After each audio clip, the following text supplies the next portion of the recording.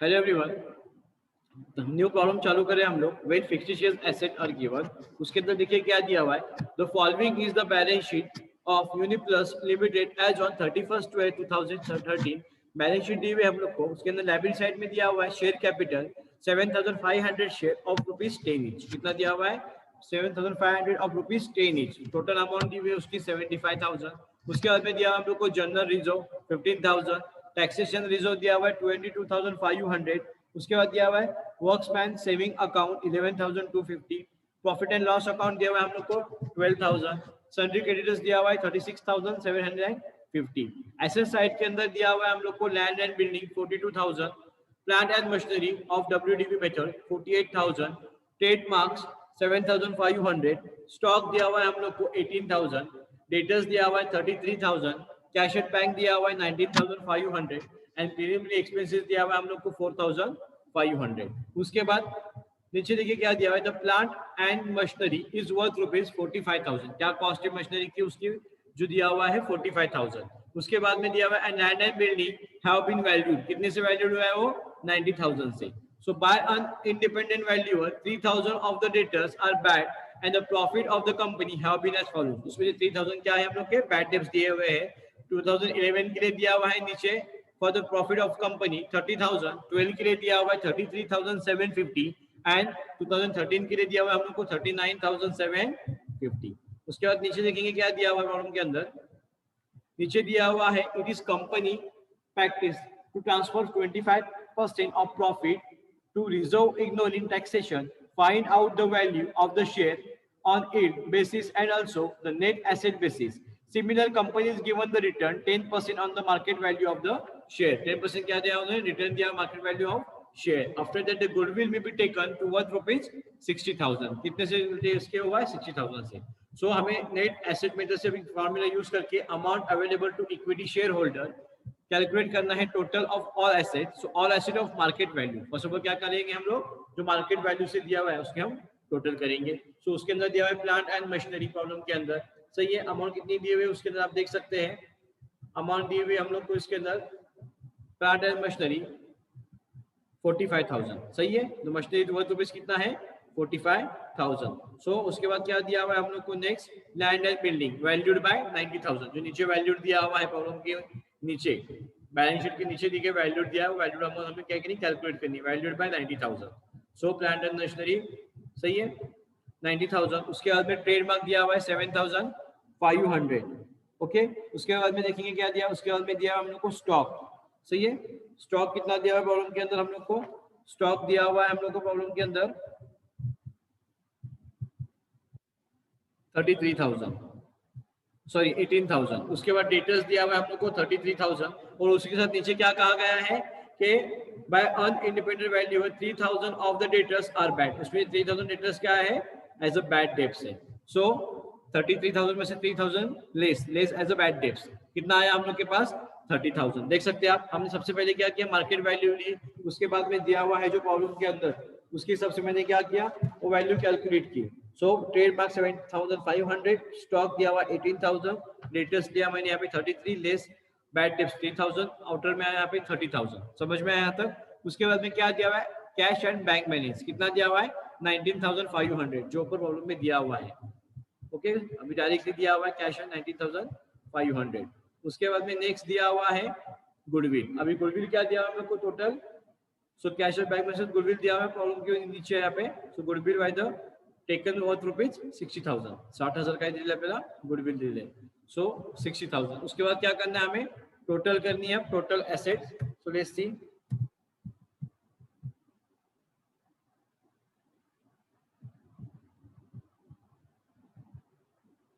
So total asset की total करेंगे हम लोग अभी 45,000 प्लस 90,000 प्लस 7,500 प्लस 18,000 सही है प्लस 30,000 प्लस 19,500 प्लस 60,000। तो वी विल गेट हियर 2,70,000। तो टोटल एसेट कितना मिला हम लोग को? 2,70,000 बरोबर आहे। त्यानंतर काय करायचं आपल्याला? Less liability. So asset minus liabilities. Liabilities काय काय दिले आपल्याला प्रॉब्लेम मध्ये? Let's see.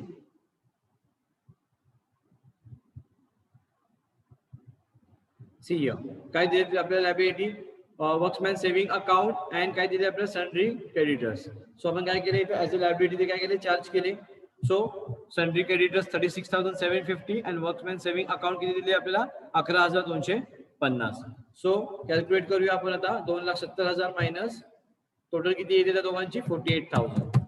सो किती भेटलं आपल्याला 2,22,000 of amount available for the equity share holder. आपलं आन्सर किती आलं 2,22,000 for the equity shareholders. Amount of available of equity share holder. After that net asset value calculate करायची आपल्याला. त्याचा फॉर्म्युला काय दिलेला आहे amount available to equity share holder म्हणजे जे आता आपण कॅल्क्युलेट केली 2,22,000 upon number of equity share. So number of equity share आपल्याला दिले प्रॉब्लेमला मी सुरुवातीलाच वाचून दाखवलं होतं की नंबर ऑफ इक्विटी शेअर किती आपलं 7,500 ऑफ 10 ईच आहे. म्हणजे नंबर ऑफ इक्विटी शेअर किती झाला एक 7,500.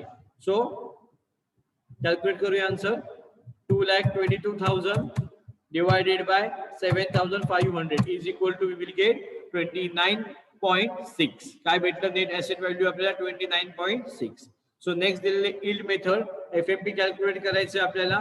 सो FMP is equal to average profit.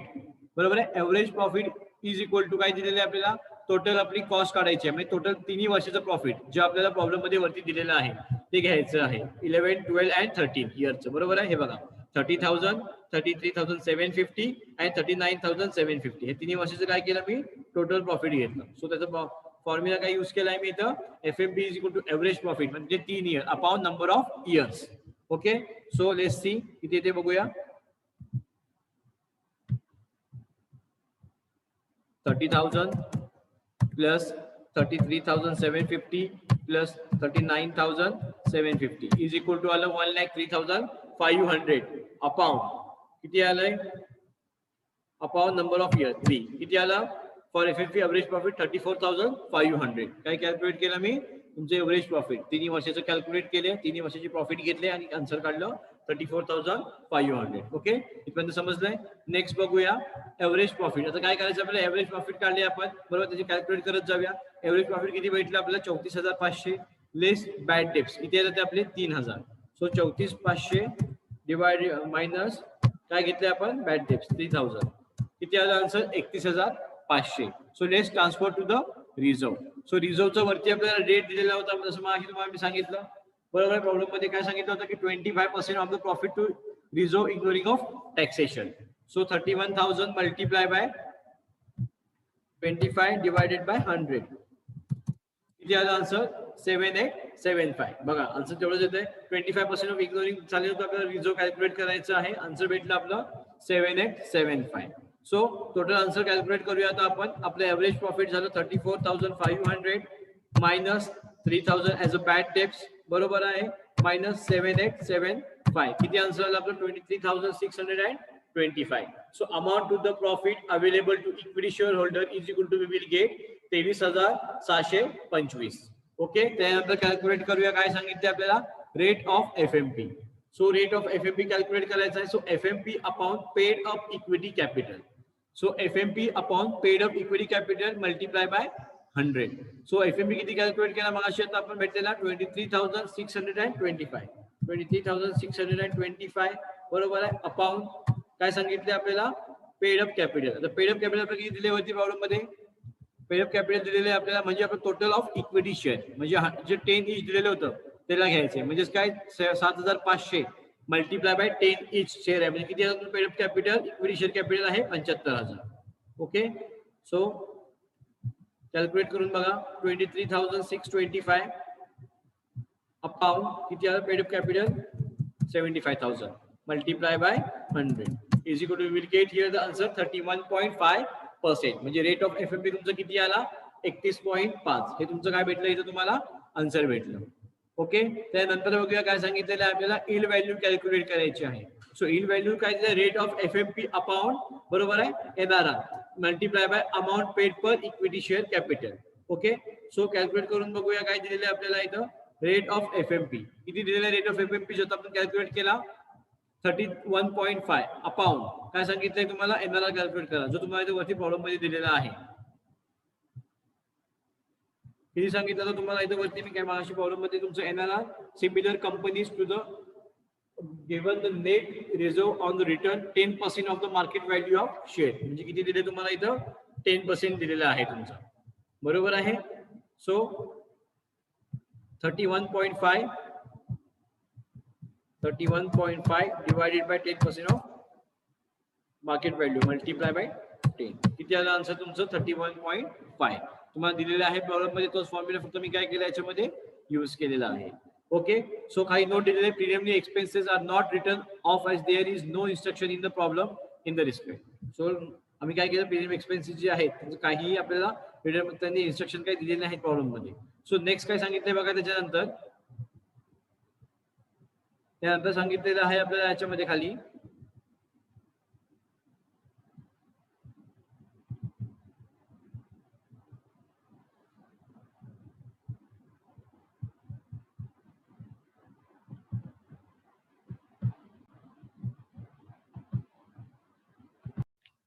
So hello everyone, next problem देखेंगे हम लोग. Modern electronics wants to take up a new project for manufacturing of electronics device which has good market. Further detail are given below. Okay, first of all क्या दिया हुआ है हम देखने वाले हैं. Cost of the project as estimated. So land की price दी हुई है इन लैक्स में दिए हुए 2 लाख रुपीज. बिल्डिंग दिया हुआ है हम लोग को 3 लाख. मशीनरी दी हुई है हम लोग को 10 lakh rupees and working capital दिया हुआ है हम लोग को 5 लाख रुपीज. ठीक है, थोड़ा नया प्रॉब्लम है, ध्यान दीजिए इसके अंदर proper. So the project will go into production, ठीक है, immediately and will be operational for 5 years. ठीक है, कितना ड्यूरेशन बताया इसके प्रोजेक्ट का, ऑपरेशन बिल 5 years. ठीक है, सो प्रोजेक्ट का ड्यूरेशन बताया गया है 5 years. The annual working result are estimated as follows. So annual working result जो एस्टिमेट दिया हुआ है प्रोजेक्ट का वो हम देखने वाले हैं. सेल्स दिया हुआ है हम लोग को 20 लाख, उसके अंदर वेरिएबल कॉस्ट दिया हुआ है 8.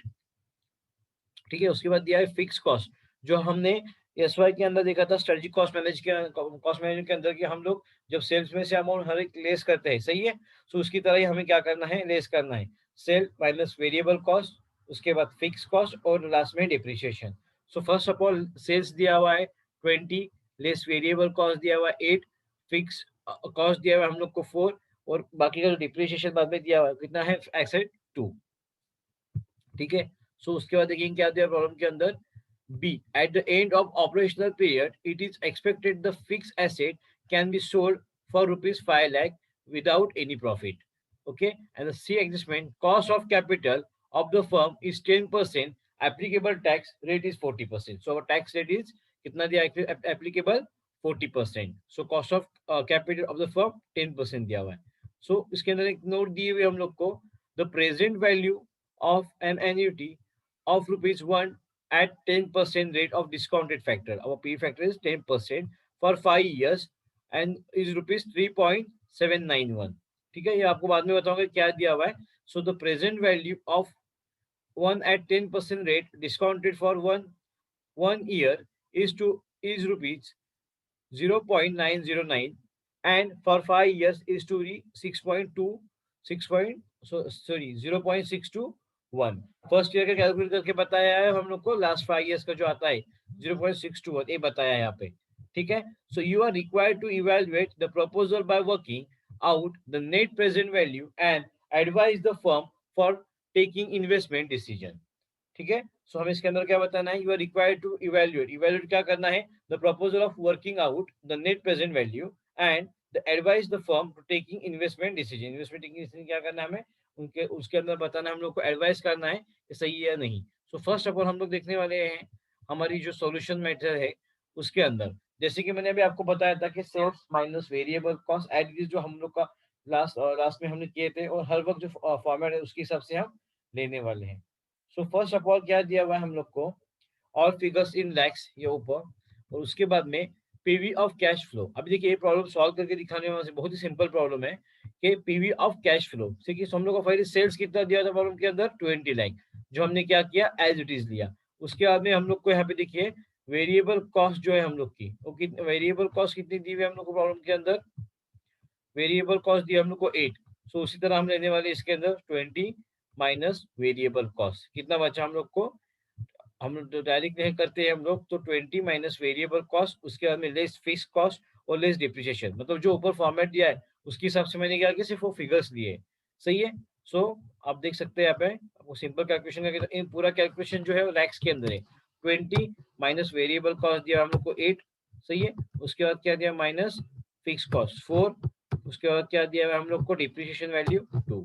सो कितना है हम लोग का total net profit before tax 6।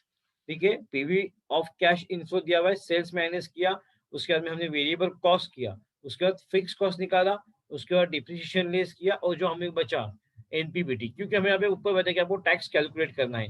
ठीक है। आपको सबसे पहले जो हमने क्या निकाला, डिप्रिसिएशन के बाद एनपीबीटी हमें कैलकुलेट करना होगा। So net profit before tax कितना दिया हुआ है हम लोग को यहाँ पे, 6 लाख रुपीज। उसके बाद में क्या बताया कि 6 लाख रुपीज के ऊपर आपको कि आपको 40% क्या करना है, टैक्स कैलकुलेट करना है। 6 मल्टीप्लाई बाय 40%, कितना मेरा 2.4। सही है। So 6 minus 2.4 is equal to, we will get 3 lakh, sorry yes 3,60,000। कितना मिला हम लोग को, 3,60,000। So it means 3.6। सो ये क्या है हम लोग का एनपीएटी। उसके बाद अभी हमें क्या करना है, देखिए जब हम एनपीएटी कैलकुलेट करते हैं, जो हमें जब ऐसा मालूम आता है तो हम क्या करते हैं उसके बाद, जब हम लेकिन लास्ट एसवाई के अंदर भी डिप्रेशन पहले लेस करते थे, और सेकेंड थिंग जब हम टैक्स कैलकुलेट करने के बाद हमें क्या किए थे, डिप्रेशन ऐड किए थे। स्वयं इसी तरह भी उसके अंदर हम सेम करने वाले हैं, एड डेप्रिशिएशन। कितना दिया हुआ है हम लोग को, 2। सही है। सो यहाँ पे कैलकुलेट करेंगे हम लोग, 3.6 plus 2, so is equal to 5.6। So हमें कितना मिला, कैश इनफ्लो हम लोग का 5.6। अभी ऊपर जो दिया हुआ है हम लोग को नोट के अंदर, उसके हिसाब से हमें क्या करना है, उसका कैलकुलेशन करना है। सी, तो टोटल कैश इनफ्लो, उसके अंदर आता है पीवी ऑफ कैश इनफ्लो। अभी पीवी ऑफ कैश इनफ्लो में कितना मिला, 5.6 multiply by, for first year का हम लोग का पीवी फैक्टर कितना दिया होता, 3.791। तो उसकी कैलकुलेट करेंगे हम लोग डायरेक्टली, जो तो नोट के अंदर दिया हुआ है, 5.6 मल्टीप्लाई बाय 3.791, कितना आया टोटल, 21.2296। देखिए यहाँ पे जो हमने लिया है PV of cash inflow. Second note क्या दिए थे हम लोग को, सेकेंड नोट दिया है कि हम लोग को डायरेक्ट कैलकुलेट करना है अभी। सो डायरेक्ट कैसे कैलकुलेट करेंगे, पीवी ऑफ स्क्रैप। अभी हम लोग को स्क्रैप कितना दिया है प्रॉब्लम के अंदर, ईयर टोटल। अभी हम क्या करेंगे, हम लोग को जो स्क्रैप वैल्यू दी है प्रॉब्लम के अंदर, उसके हिसाब से हम क्या करेंगे, कैलकुलेशन करेंगे। सही है। सो लेट्स सी, सो हम लोग की जो स्क्रैप वैल्यू है, देखिए यहाँ पे बताया गया है कि आपका जो प्रोजेक्ट है टोटली कितना है, 5 लाख और 5 ईयर्स के लिए, मतलब 5 ईयर्स के बाद आप उसकी जो लाइफ है 5 ईयर्स रहेगी। सही है। उसके बाद आपका क्या होगा, स्क्रैप में आपको क्या करना होगा, देना होगा, मतलब क्या, जब हम जितनी लाइफ रहती है प्रोडक्ट की उतनी यूज करने के बाद उसकी हम स्क्रैप वैल्यू निकालते हैं। सही है। तो उसी तरह हमें क्या करना है, उसकी स्क्रैप वैल्यू निकालना है। सो 5 ईयर्स हम लोग की स्क्रैप वैल्यू है, ठीक है, रिकवरी से पहले। तो उसी हिसाब से हम क्या करेंगे, उसका कैलकुलेशन करेंगे। ठीक है। आप देख सकते हैं यहाँ पे कि पीवी ऑफ स्क्रैप कितना दिया हम लोग को, 5। और जब हम लोग का PV of scrap 5 years life थी उसकी, तो 5 ईयर्स के बाद हम लोग का कितना आना चाहिए था पीवी रेशो, जो ऊपर हम लोग को यहाँ पे दिया हुआ है, फॉर 5 ईयर्स 0.621। समझ में आया। तो ये क्या रहेगा हम लोग का उस टाइम का पीवी रेशो लास्ट 5 ईयर्स का, जो हम लोग का क्या होगा, जो एसेट है वो क्या होगी, या जो स्क्रैप में जाएंगी। सही। जब स्क्रैप में डालते हैं तो हम क्या करते हैं उस टाइम पे, जो लास्ट ईयर का पीवी फैक्टर लेते हैं वो उससे हम कैलकुलेट करते हैं। सो 5 मल्टीप्लाई बाय 0.621, कितना आया, 3.105। सही है। तो 3.105। उसके बाद में क्या दिया है, PV of recovery. So P उसके बाद रिकवरी रेट कब का है, और लाइफ दिया हुआ है टोटल 5 ईयर्स। तो उन्होंने क्या बताया है नोट के अंदर, on end of operation period of expected fixed asset can be sold of rupees 5 lakhs without any profit। Without उससे क्या होता है कि विदाउट एनी प्रॉफिट उसने क्या किया, सेल किया है, कितने से, 5 लाख से। और रिकवरी रेट, जो रिकवरी बताया गया है, रिकवरी ऑफ पी फैक्टर, वो कितना, वो भी दिया हुआ है हम लोग को टोटली 5 लाख। सो उसके हिसाब से हम क्या करेंगे, अब डायरेक्ट कैलकुलेट करेंगे। सो let's C, 5 multiply by, so 5 lakh multi recovery जो बताया है, 5 लाख मल्टीप्लाई बाय कितना दिया हुआ है हम लोग को, 0.621, कितना है, 3.105। सो ये भी हमने क्या किया, लास्ट ईयर का पी फैक्टर लिया, क्योंकि हम लोग जो बेच रहे हैं उस टोटली अमाउंट। सही है। End of the operation period, तो कितना बताया था उसके अंदर, your fix asset can be sold of ₹5 lakh. मतलब उसने क्या किया, without profit, not any take profit, उससे क्या किया, वो सेल किया। सो उसके हिसाब से क्या रहेगा, 5 years की मशीनरी उसने क्या किया, प्रॉफिट ना, मतलब उसको प्रॉफिट मिलना चाहिए था लेकिन उसको प्रॉफिट मिला नहीं। सो उसने क्या किया, 5 लाख के अंदर सेल किया। सो कितनी अमाउंट आई इसकी, 3.105। अब हम क्या करेंगे, इसकी टोटल करेंगे, 21.2296 plus 3.105 plus 3.105, so is equal to, we will get 27.4396 जो हमें यहाँ पे मिला है। अभी इसके बाद हमें क्या करना है, अभी इसके बाद हम डायरेक्टली जो वैल्यू कैलकुलेट करने वाले हैं, सही है। So PV of cash outflow, okay, so let's see PV of cash outflow. सबसे पहले मैंने आपको बताया हूँ कि जो हमें ऊपर दिया था, हम लोग का टोटल आउटफ्लो अमाउंट 1 by 1 लेने वाले, कॉस्ट ऑफ प्रोजेक्ट एस्टिमेट के अंदर land, building, machinery and working capital, as it is क्या किया हम लोग ने यहाँ पे लिए पीवी ऑफ कैश आउटफ्लो के अंदर, ठीक है। So land 2 lakh, building 3 lakh, machinery 10 lakh and working capital 5 lakh. So total करेंगे इसकी हम लोग सबसे पहले 2 plus 3 plus 10 plus 5, so is equal to, we will get here 20, okay। so हमें कितना मिला था, एनपीवी हमें कैलकुलेट करना है इसके अंदर से। सो हमें पीवी ऑफ कैश इनफ्लो कितना मिला था, पीवी ऑफ कैश फ्लो था हम लोग को टोटल 27,43,096, ओके। सो इसके अंदर से हम क्या करेंगे, कैलकुलेट करेंगे। सो सबसे पहले क्या करेंगे हम लोग, 27.4396 माइनस क्या दिया हुआ है हम लोग को, 20 लाख। सो let's C 27.4396 minus 20, so is equal to, we will get our total NPV, net present value, 7,43,096, 7.4396, ये क्या हुआ हम लोग का आंसर है, ठीक है।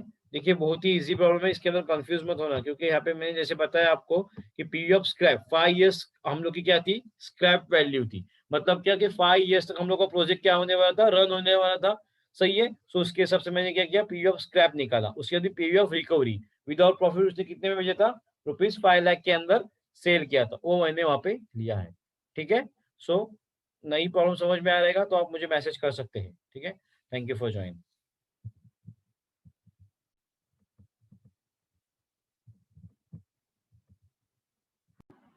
So next problem हो गया है, Tiger Limited wishes to take over Leopard Limited to financial detail of two companies are under as follows.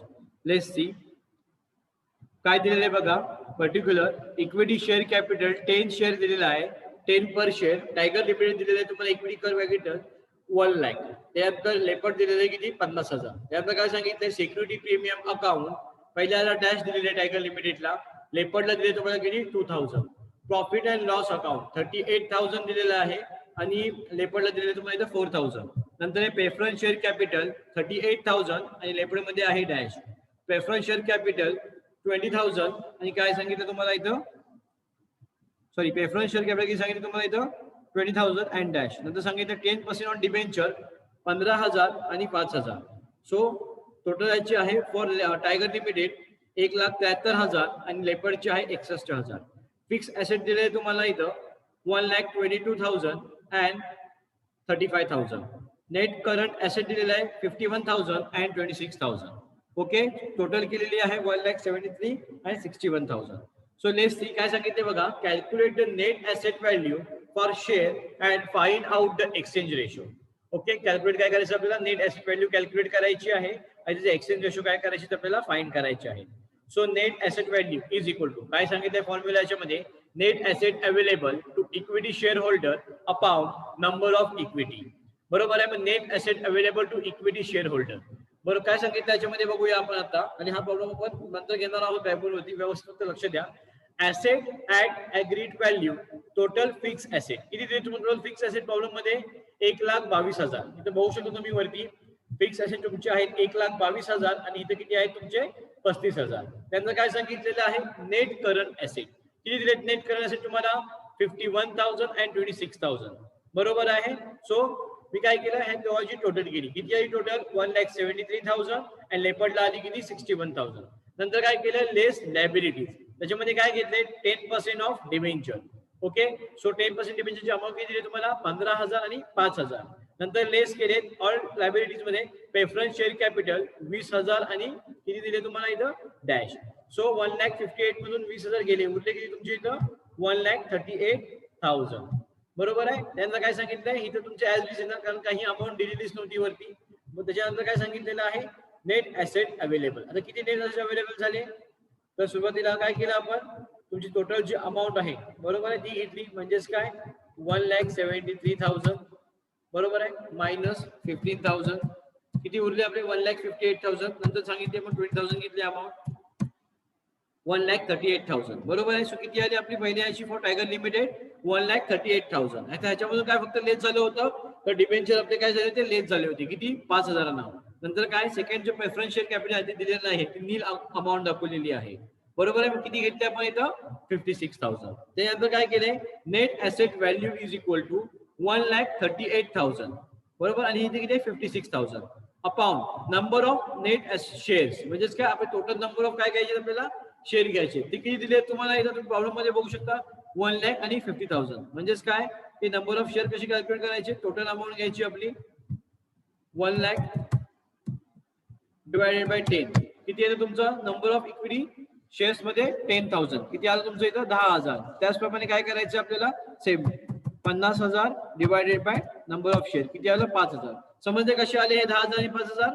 So net asset value तुमची 10,000 आली आणि इथं किती आली 5,000. सो आता काय करायचं तुम्हाला त्याची direct net asset value calculate करायची आहे. So first of all 1,38,000 divided by किती सांगितलं तुम्हाला 10,000. किती आलं answer 13.8. Okay, after that next काय सांगितलं 56,000 divided by 5,000. So we will get answer here 11.2. आता काय सांगितलं तुम्हाला एक्सचेंज रेशो कॅल्क्युलेट करा. मग 11.2 डिवायडेड बाय 13.8 किती आलं आन्सर तुमचं 0.81, जे तुम्ही आन्सर बघू शकता. ठीक आहे, खूप सिंपल आहे हा. तुम्हाला आम्ही नंतर घेणारच आहे बॅकग्राऊंड, फक्त व्यवस्थित समजून घ्या काय आहे याच्यामध्ये. जर सॉल्व्ह करता आला तर तुम्ही प्रयत्न करू शकता. Okay, thank you for joining.